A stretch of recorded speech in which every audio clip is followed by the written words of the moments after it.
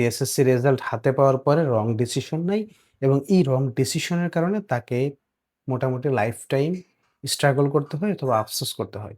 So তুমি যদি সেটা করতে না চাও, এই ৩ টা কাজ তোমার মাস্ট করা উচিত। নাম্বার 1 হচ্ছে রেজাল্টের পরে ফার্স্টেই কম্পেয়ার করা বন্ধ করো। তোমার রেজাল্ট যাই হইছে, তোমার এটা নিয়ে আসলে আরেকজনের সাথে কম্পেয়ার করার কোনো দরকার নাই। কম্প্যারিজন এ যাওয়ারই দরকার নেই। তোমার যেটা হইছে এটাই তোমার। ওই কম্পেয়ার করলেও বাড়বে না বা কমবেও না। সো এটা ফিক্সড রাখো, কম্পেয়ার করা যাবে না। It's number 1। নাম্বার 2 হচ্ছে নিজের অপশন নিজে সার্চ করো। মানে তুমি এখন এইচএসসি তে যাবে নাকি পলিটেকনিকে যাবে নাকি অন্য কোনো ফিল্ডে যাবে নাকি লেখাপড়া ছেড়ে দিয়ে আ মাঠে ধান কাটতে যাবে, এটা তোমাকে রিসার্চ করে তোমার সিদ্ধান্তটা তোমারই নেওয়া উচিত। ওই বন্ধুরা যাচ্ছে বা বড় ভাই বলছে দেখে চলে যাবে, বিষয়টা আসলে এরকম করা যাবে না। নাম্বার 3 হচ্ছে র‍্যান্ডম মানুষের পরামর্শ নিয়ে আসলে নিজের লাইফে ডিসিশন নেওয়া যাবে না।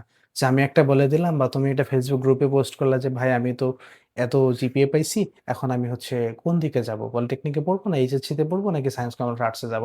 সো এই ডিসিশনটা আসলে র‍্যান্ডম মানুষের কমেন্টস এর থ্রুতে নেওয়া তোমার উচিত হবে না। তোমার এটা অবশ্যই সবগুলা ফিল্ড সম্পর্কে জানো। দেন তোমার আসলে আ স্ট্রেংথ এর জায়গা কোনটা সেটা সম্পর্কে জানো। দেন তোমার ডিসিশন মেক করো।